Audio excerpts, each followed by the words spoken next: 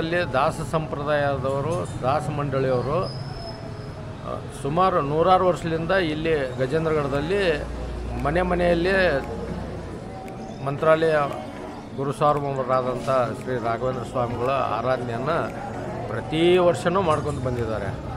ಆದರೆ ಇಲ್ಲೊಂದು ಗಜೇಂದ್ರಗಢದಲ್ಲಿ ರಾಯರ ಮಠ ಇರಲಿಲ್ಲ, ರಾಘವೇಂದ್ರ ಸ್ವಾಮಿಗಳ ಮಠ ಇರಲಿಲ್ಲ. ಅದು ಸುಮಾರು ಇಲ್ಲಿ 13 ವರ್ಷ ಆಯ್ತು. ಈಗ 13 ವರ್ಷದಿಂದ ಇಲ್ಲೇ ಗಜೇಂದ್ರಗಢದಲ್ಲಿನ ಈ ರಾಯರ ಮಠದಲ್ಲಿನ ಆರಾಧನೆ ಮಾಡ್ತಾರೆ. ಮೊದಲಿಗೆಲ್ಲ ಭಜನಾ ಮಂಡಳಿ ಮತ್ತು ದಾಸ ಮಂಡಳಿಯವರು, ದಾಸರು, ಸಂತರು ಎಲ್ಲರೂ ಕೂಡಿ ತಮ್ಮ ಮನೆಯಲ್ಲೇ ಮಾಡ್ತಿದ್ರು. ಈ ವರ್ಷ ಏನಿದೆ ಅಂದ್ರೆ 354ನೇ ಗುರು ಸಾರ್ವಭೌಮರ ರಾಘವೇಂದ್ರ ಸ್ವಾಮಿಗಳ ಆರಾಧನೆಯನ್ನು ಇಲ್ಲಿ ಮಾಡ್ತಾಯಿದ್ದೀವಿ. ಇಲ್ಲಿ ಈ ಮಠ ಪಲಿಮಾರು ಮಠಕ್ಕೆ ಸ್ವಾಧೀನದಲ್ಲಿರೋದು, ಪಲಿಮಾರು ಮಠದ ಸ್ವಾಧೀನದಲ್ಲಿದೆ. ಶ್ರೀಗಳು ನಮಗೆ ಅಪ್ಪಣೆ ಕೊಟ್ಟಿದ್ದಾರೆ, ಪ್ರತಿ ವರ್ಷ ನೀವು ಇಲ್ಲಿ ಮಠದಲ್ಲಿ ಪೂರ್ವಾರಾಧನೆ, ಮಧ್ಯಾರಾಧನೆ ಮತ್ತು ಉತ್ತರಾರಾಧನೆ ಮಾಡಬೇಕು. ಉತ್ತರಾರಾಧನೆ ದಿವಸ ಸುಮಾರು 4-5 ಸಾವಿರ ಜನರದ್ದು ಅನ್ನ ಸಂತರ್ಪಣೆ ಇಟ್ಕೊಂಡಿರ್ತೀವಿ. ಅದಕ್ಕೆ ಇಲ್ಲಿ ಏನು ವಿಶೇಷತ್ವ ಅಂತಂದ್ರೆ ಆಲ್ ಓವರ್ ಕರ್ನಾಟಕ ಅಲ್ಲ, ಇಂಡಿಯಾದೊಳಗೆ ಇದು ಪ್ರಥಮ ಮೂರ್ತಿ ಇರುವಂಥ ಒಂದು ರಾಘವೇಂದ್ರ ಸ್ವಾಮಿಗಳ ಮೂರ್ತಿ ಇರುವಂಥ ಒಂದು ಮಠ ಇದು. ಎಲ್ಲ ಬತ್ತಲೇ ಮಠಗಳು ಇದ್ದಾವೆ, ಅಲ್ಲೆಲ್ಲ ಬೃಂದಾವನ ಇರುತ್ತೆ. ಇಲ್ಲಿ ವಿಶೇಷತೆ ಮೂರ್ತಿ ಇದೆ, ರಾಘವೇಂದ್ರ ಸ್ವಾಮಿಗಳ ಮೂರ್ತಿ ಇದೆ. ಅದು ಪಲಿವಾರ ಮಠಕ್ಕೆ ಸ್ವಾಧೀನವಾಗಿರುವಂಥ ಮಠ ಇದು. ಹಾಗಾಗಿ ಶ್ರೀಗಳ ಆಜ್ಞೆಯ ಮೇರೆಗೆ ಹಿರಿಯ ಪಟ್ಟದ ಸ್ವಾಮಿಗಳು ಅವರ ಆಜ್ಞೆ ಮೇರೆಗೆ ನಾವು ಈ ಮಠ ನಡೆಸ್ಕೊಂಡು ಹೊಂಟೀವಿ. ಅವ್ರ ಸ್ವಾಧೀನದಲ್ಲೇ ಇದೆ, ಅವರೇ ಇಲ್ಲೆಲ್ಲ ಆಡಳಿತವನ್ನು ನಡೆಸ್ತಾರೆ. ನನಗೆ ಇಲ್ಲಿ ಕೇರ್ ಟೇಕರ್ ಅಂತೇಳಿ ನೇಮಕ ಮಾಡಿದ್ದಾರೆ. Thank you.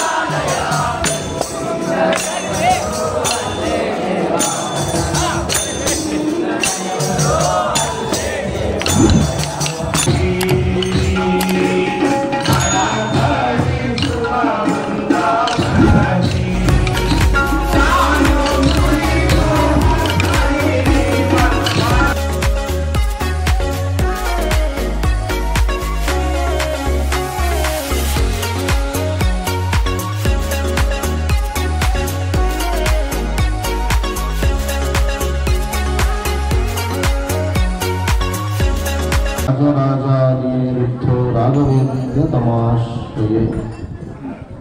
ಇಂದು ಮಹಾನಗರದಲ್ಲಿ ಶ್ರೀ ರಾಘವೇಂದ್ರ ತೀರ್ಥ ಗುರು ಸಾರ್ವಭೌಮರ 354ನೇ ಆರಾಧನಾ ಮಹೋತ್ಸವವು ಉತ್ತರಾದ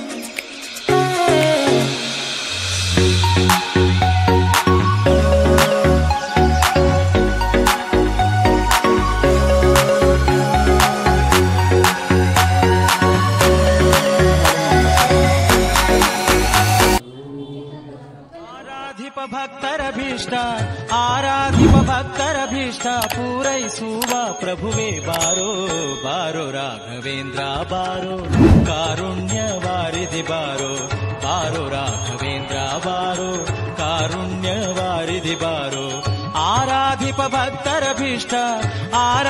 ಭಕ್ತರಭೀಷ್ಟ ಪೂರೈಸುವ ಪ್ರಭುವೇ ಬಾರೋ ಬಾರೋ ರಾಘವೇಂದ್ರ ಬಾರೋ ಕಾರುಣ್ಯ ವಾರಿಧಿ